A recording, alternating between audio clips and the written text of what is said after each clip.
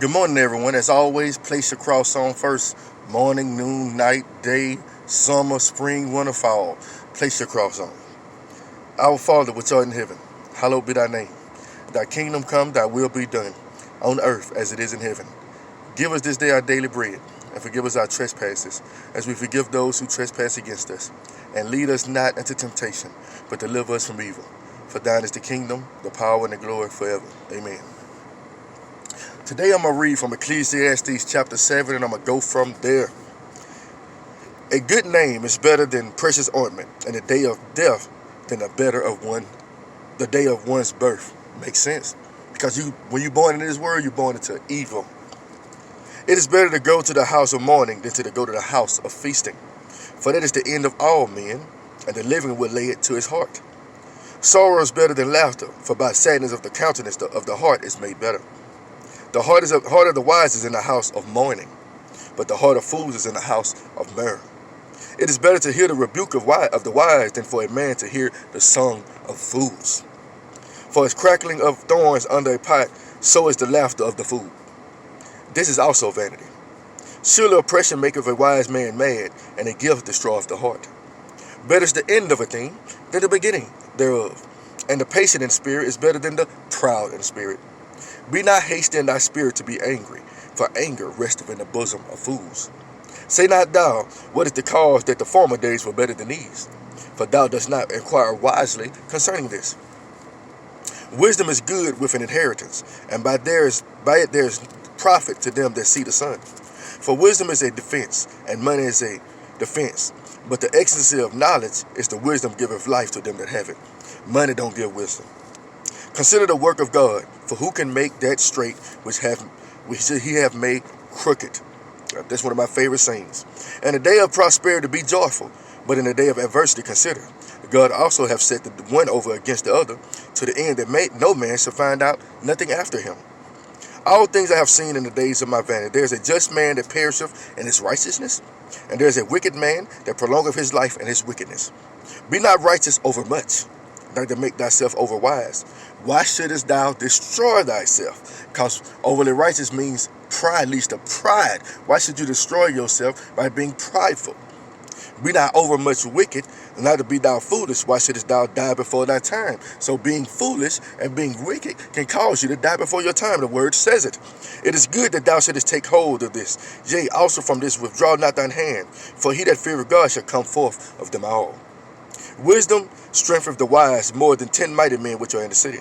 For there is not a just man upon the earth, but doeth good and sinneth not. Did you hear that? Also, take no heed to all words that are spoken, lest thou hear thy servant curse thee.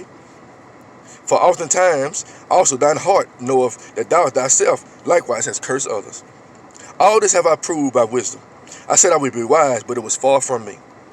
That which is far off and exceeding deep, who can find it out?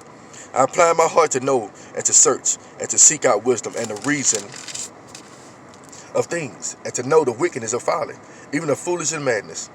And I find more bitter than death the woman whose heart is snares and nets, and her hands as bands. Whoso pleaseth God shall escape from her, but the sinner shall be taken by her. Behold, this have I found, saith the preacher, counting one by one to find out the account, which yet my soul seeketh, but I find not one among 1,000 have I found with man, but a woman among all those have I not found. Lo, this only have I found, that God hath made man upright, but they have sought out many inventions. Man, read Proverbs and Ecclesiastes sometimes. It helps you so much. It helps you so much. But if you read Ecclesiastes, I bet you a lot of people didn't realize what it's really about. Knowledge. You won't know anything. You won't know all. You can't make straight what God has made crooked. There's a wicked man that perishes in his way because of a righteous man, and a righteous man that perishes in his way because of a wicked man. He said, be not overly righteous. Why should you destroy yourself being overly righteous? Why should you be foolish and wicked? And why should you die before your time? All these words don't seem like they make no sense, don't it? And he said, all men sin and fall short of the glory of God. He said, no, not one just man who lives upon this earth and sins not. So what does Ecclesiastes really talk about? Because it seems like it makes no sense. but it does. If you can read Ecclesiastes from the beginning, you'll realize what Ecclesiastes is about. Balance. The good need to override the bad. And don't be too good thinking you're perfect. Balance. You know, for the past few weeks, I've been watching movies. And every movie I watch, balance. Balance here. Balance here. Balance. Balance again. Balance. Balance, balance, balance. A balanced diet. Can't just eat meat. A balanced diet. Can't just eat milk. A balance. Balance. What's up with balance? Don't be too good. Don't think you're better than now, holier than now. Let your head rise up and be stuck in the clouds, and you get up there and get stuck, and you float away into the universe. You understand? The word tells you a lot of things. He said, one out of 1,000 men, I found one man that can find one. I guess he was one of the 1 in 1,000. But he said, for a woman, I have found none. He said, all these things I have searched, all this wisdom. If you read on to 8, he talks about nobody can understand anything. He said also, don't say that the former days were better than the days now. You don't speak wisely on this, because the thing is, you don't know how your future is going to be. It's certain things God tells you not to do, and certain things God warns you about is to keep you balanced. He said it's better to go to the house of mourning than to the house of mirror. Let's just put it like this. I'm going to put it in today's terms. It's better to go to the house of God, a house of somebody that needs comfort, than in a house of people that just going to get drunk or to a club. Do the math. Balance. It's better to go. Not saying you're not going to fall prey and fall victim and go to the club every once in a while. But you got to realize something. What are you spending most of your time doing? What are you spending most of your time in your life? Are you spending less time in the Word and more time in the world? Balance. You understand? Weights and balances. God said, the Bible says, an unjust weight is an abomination to him. You understand? You can take that and run with it in regards to a lot of things in your life. Balance. Balance. Balance. It's not a perfect man that walked the earth. You know. And it's not an evil man that can't turn from his ways. You know. Balance. But he tell you all the time. Then he told you about a woman. A God-fearing man or be delivered from a wicked woman. Let's go to Proverbs one more time. A man void of understanding. Out of the window of her house, a woman peeped through the lattice, looking for somebody of the unstable soul to lure in. And behold, she caught a young man void of understanding, and she persuaded him to come to her house. The good man is away on a far journey, and I have paid my dues, and I have decked my bed with aloe and incense. Come and let us have our fill of love until the morning. With her enticing words, she drew the young man in, and out of nowhere, an arrow struck his liver. You see, he said a man void of understanding. He said a sinner would be caught up by her. Why? Because a sinner don't care less if they sleep with somebody's wife or somebody's husband. And then the woman or the man then lure them in, and then being of sinful nature, don't care, fall victim to death. Understanding. Do you understand, people? If you, the more you try to live right for God, the more you're not going to do dumb things. The more you know the word, hey, okay, maybe that's not a good idea. Now, I love this saying because I drink. And I'm going to be real with you, I do. He said, eat is no better for a man to enjoy all his life than to eat, drink, and be merry. Look at the law. The two last parts are connected. Drink and be merry. Now, if you can't drink and be merry, maybe you shouldn't drink. Drink and be merry. Drink and be merry. So if you drink and you turn to the devil, if you drink and you turn to evil, that's not married. Does it make sense? The Bible doesn't say you can't drink. He said don't overindulge in wine. It's called discernment. The Bible says it's not what goes into a man that defiles a man, but what comes out of a man. Normally when people drink, if they have evil in their heart, the evil comes out. It's already there. The alcohol just amplified what's already in you. So if you're already good, he said out of the good treasure of your heart, you bring forth good things.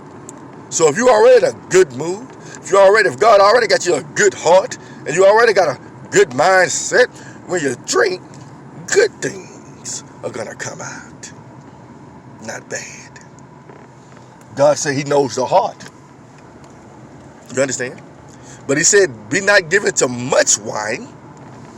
He said, don't wake up in the morning looking at the glass of wine, staring early, rising early to drink. Do you understand? Because the Bible says be sober-minded. So if you wake up in the morning, the first thing you do is grab you a beer. You already started a pattern in your life. You already started a pattern for your day. Because one thing about it, some people, once they start drinking, they can't stop. So if you start early, you're going to want to keep drinking. And I've fell victim to this plenty of times. Balance. You know, I don't never condone anybody for anything they do. Because I know what the word says. But people are taking and try to misconstrue it. Well, you said we can drink. I didn't say you can get drunk. The Bible didn't say you can get drunk neither. The Bible said you ain't supposed to get drunk. Don't try to use the Bible against me. If you read your Bible, you'll know what it means. But a foolish person will think, well, it's okay to get drunk. He said, eat, drink, and be merry. I'm going to tell you something about something when you get drunk. You feel like trash. Been there, done that. And threw up plenty of times in my walk. But as I get older and get wiser, I'm like, maybe a little drink, a little wine for the belly, a little alcohol, a little. Do you understand? Don't be overly righteous. You know why some Christians are not happy? Because they don't do anything that brings joy. God gave us certain things to enjoy. If you read the New Testament, God says, I gave you all things to enjoy. Now, enjoy, not overindulge. I gave you sexual intercourse. God says, I gave you a woman and a man. I gave you sexual intercourse. How do I balance that out? I gave you a commandment to thou shalt not commit adultery. And I say don't commit fornication, so I gave you a balance. I gave you a choice to get you a wife or a husband to enjoy sexual intercourse. I gave you all things to enjoy. Don't take it and run with it. If the Bible says flee fornication, he said the only sin of the flesh is fornication. So what God's telling you, I want you to have a wife so you won't have to worry about fornication anymore. You got to worry about nothing. Because you're good in my eyes, in God's eyes. I ain't saying my eyes, I'm saying God's eyes. You're good in my eyes. Which a man that finds a wife finds a good thing. So a woman that finds a husband finds a good thing also. Balance. Balance. Balance. Balance in your life. I tell people all the time. I give all kind of good advice according to Scripture. He said, a man that's a little praying and a little folding of hands to sleep, so shall poverty come upon you. All you're doing is praying. You don't want to work, though. He said, a slothful man says, behold, a bear's in the field, and don't go out. You understand? They make up all kinds of excuses not to work. Not to work. But guess what? The Bible says, a slothful man will become quick to poverty. If you abide by the law of the land and abide by what God told you, he said, every man shall work by the sweat of his brow, shall you eat. Right? So if you don't want to work, thou shalt not eat. I went through a phase one time when I didn't want to work too. I was the slothful man. I was the one that's thought just praying to God was just going to open up the floodgates for me. Then I had to realize faith without works is dead. I got to make some moves. You got to make some moves. Balance. Balance. Like I tell people, hey, whatever you do, it's best to wait till you get home to do it. Guess what? If you go to work, if you work every day, right? And you work hard, you work so hard every day, and you go home and to your house that you pay bills at, that you pay for your cable, that you got your video game at, you got your wine, you got your alcohol, you got whatever you like to do at your house. After you work, after you did everything you're supposed to do throughout the day, enjoy yourself. You see, I'm going to tell you the truth. I'm not going to lie to you. I'm going to tell you it is what it is. I'm not going to tell you can't drink. I'm going to tell you the Bible tells you it's a way to drink. You understand? I'm not going to tell you you can't have sex. I'm going to tell you it's a way to have sex with a husband or a wife. You understand? The Bible says balance. I'm going to tell you something else about balance. Lord, don't make me overly rich where I basically lose track of you, and don't make me so poor that I have to steal. Balance. Balance. Most people are without. People who are slack of hand in regards to working, they often find themselves in the snare of the devil. Take what you want. Take it. You ever watch mob movies? Most people are like, man, they knew how to make some money. They were slothful. They wanted to take what others worked hard for themselves. Slothful men. And if you're not willing to give them what they want to give you, they call it extortion. Because they were lazy. They didn't want to work themselves. They rather take what somebody else have. A slothful man. Don't make me poor so I have to steal. So they're still poor in spirit. Because they're not wanting to work. They're not wanting to work and enjoy a honest living. Scripture. Let me tell y'all something. Don't ask a Christian a question you don't want to know the answer to. Do you hear me? Because I'm going to give you the answer. Because no lie is of God. Like somebody had asked my wife a few months ago, is suicide, if you commit suicide, can you still go to heaven? Well, I'm going to put it like this, people. Put it like this. The Bible says, thou shalt not kill. So if you kill yourself, that is murder. That means you most likely will die in that sin. I'm not saying why you're hanging there, that you can't make amends, but I don't know that. But at the same time, killing yourself is murder. What? What did Judas do when he betrayed Jesus? He committed murder. He said, none is lost but the man, the son of perdition, which was Judas, the one who betrayed Jesus. He said he is lost. It's not the act of betrayal that made him lose. He gave up. He gave up and decided to take his own life. He never gave himself a chance to ask for repentance for his evil deeds. Right?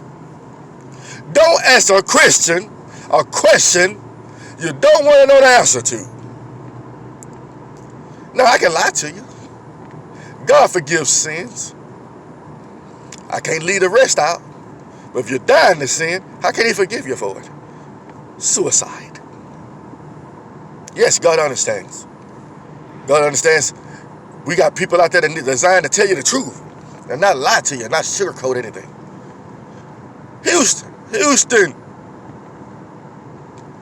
What does the Bible say? I mean, do you think it's okay for me to be a man and date another man? Well, the word says no sexually immoral person will inherit the kingdom of heaven. So if you die in that sin, it's a possibility you might not make it. So the best thing I can tell you to do is be born again and allow God to change you from your evil ways. Truth. Not lying to you. I love you.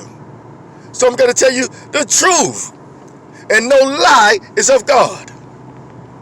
Balance. God said in the last days women had lost off their natural affection for men and burned in their lust for themselves, for one another, and the men did also. The Bible says that is sin.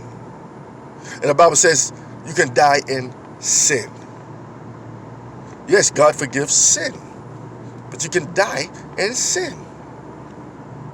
Now, why be overly wicked and die before your time? You can die because of your sinful nature. But the Bible also said there's a wicked man that lives long. The thing is, it's not up to us to try to determine who lives long and who lives short. It's our job to tell people, try not to be overly wicked.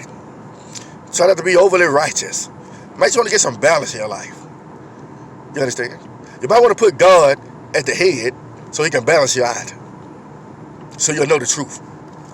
But if you want to hang around people who want to live the way they want to live, who gods are their bellies, they're going to tell you everything is good. God forgives sins. It's okay. It's okay.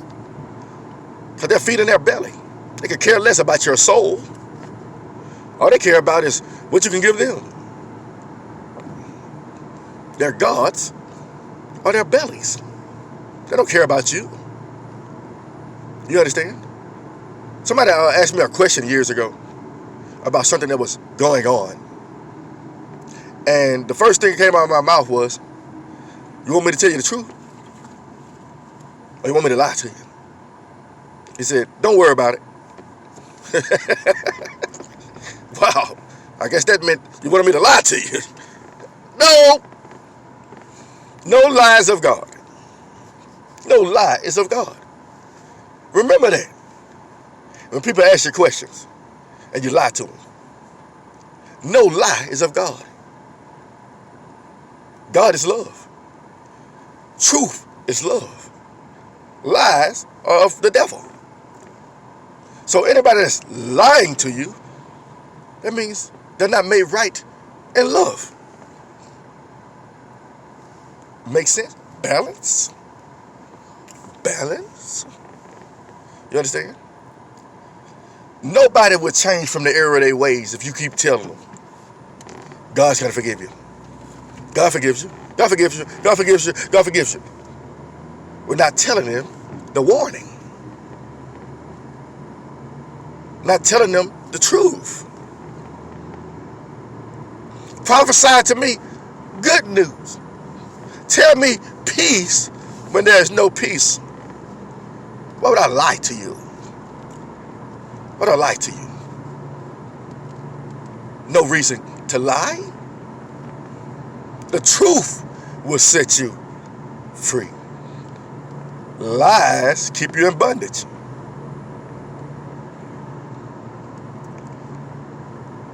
Uriah, every time you come around, you can always tell me bad news. Don't go get him. Prophesy to me good things. Will I be able to go over there and attack my enemies and live? He said, no. You go over there, you shall surely die. Get him out of here. Throw him in jail. I told you he ain't going to tell me nothing good. Why wasn't it good? It's good because you wanted to believe in your own heart. You wouldn't trust it in the man of God that God sent you to tell you, hey, stay home and you'll live. But no, you want to play God. You think you know what's best for yourself. But you asked for the man of God to tell you something, and then he told you something, and then you said, hey, no, I'm going to do it anyway. And you die. He said, you return, then you'll know I was alive. Guess what? He didn't return from the battle. So the man of God was telling him the truth. And the truth will set you free. But if you don't take heed to the truth, and you continue to live in your sin, it's going to lead to death. He said rebellion is like the sin of witchcraft. If God tells you something and you don't listen to him, it's like the sin of witchcraft. You see, people, what's wrong with the world today is we're out of balance. We're out of whack. You got one movement of Christians, supposedly, telling you God is love, and don't tell you nothing else. Then you got one group of people that's telling you the fierce wrath of God, and tell you nothing else. They don't tell you the love of him. You got to have the old and the new. God loves you. He loves you enough to tell you the truth. He loves you enough to send his son on the cross to die for your sins. He loves you enough to give you the 10 commandments to go by. He loves you enough to show you that a murderer can turn into a follower of Christ. Paul, Moses. He tell you that a tax collector can be converted. He tell you that ordinary men like fishermen can get their life to God and change their whole life and become a fisher of men. He show you changes. He show you some people won't change. Some people will die in their sin. Judas walked with God, walked with Jesus, talked with Jesus. But all the time you read the story, hey man, why you putting that oil on Jesus' head? We could have made some money out of that. He ain't went with Jesus for the miracles and to be blessed. He was with Jesus because he loved the financial gain. He loved the free food and the perks that come with Jesus. He was all about 50 Lecrae. They thought because he told Judas to leave because he gave him some money to go take out some business. No, he told Jesus to leave because he was like, go do what you're going to do, homeboy. I can't stop you. I already know in your heart that you're going to betray me. Do what you're going to do. Judas is a prime example of dying in your sin. A person who knew God, who walked, learned from the master himself, yet could never come to realize the truth. I told you, the Bible told you, Jesus had thousands of disciples. After the fish fry, and he told them the truth, he was left with 12. Wow, deep, ain't it? If you love God, you got to tell the whole story. If you love people, you got to tell them the whole story. You got to balance it out. If you read the book of prophecy, he just don't tell them one thing. Let's go back to Jonah. He just gave him a warning. Sometimes it's just a warning because people already know what they're doing wrong. In 40 days and 40 nights, God will destroy this place. How often have you said, hey man, if you keep doing it, you're going to wind up in jail? Don't judge me. Then they wind up in jail. You wish harm on me? No. God told me to tell you, if you keep going and keep living the lifestyle that you live, you might wind up in jail. So what's the catch? If you give your life to God, give your life to Jesus, and let him fix you, because nobody can make straight what God has made crooked, but if you give your life to God, he'll balance you out. Do you understand? I can't balance you out. I can't make one hair of my head white. I can't do anything, but I can do all things through Christ who strengthens me. You can't do nothing without Christ. I'm going to get my life in order, then I'm going to go to Christ. Good luck with that. I would lie to you to say that's possible without Christ. It's not possible without Christ. You can't get right without Christ. You can't inherit the kingdom of God without Christ. Do you understand? You can, whatever you want, you can speak it into existence. Okay, God, show me. For everybody who believes that concept, show me that you can speak something into existence and make it happen. Turn this Malibu that I'm driving into a Lamborghini. Since you are God, since you can speak things and make it happen. Right now. That you can breathe life into another with your breath like God. You can't. I don't care who you are. But through Christ, what he told his disciples, they came back, hey Lord, man, what? We casting out demons and everything. Everybody. Lord, we doing good things. We casting out devils and demons and everything. He said, don't glorify that. They glorify that your name is going to be written in the Lamb's book of life for what? Doing my work. Don't get your head so big because you exercise a few demons through me. Because you're doing it for me. It's not about you, oh man. It's not about you, oh woman. Balance. God set it up so you give Christ the glory so your head won't get big. Balance, people. I love you. And I hope you take these words to heart. Balance. Let God balance you out. Let God straighten you out. Let God straighten out this crooked in you. That goes for me and anybody else. Because I'm not perfect. There's not one righteous man on this world. But if you keep God in your life, you got a good possibility of making it to heaven. And if you do what he asked of you, you got a good possibility of making it to heaven. And if you don't do what he asked of you, and you don't live by his word, you got a good possibility of making it to hell. Balance. Have a blessed day.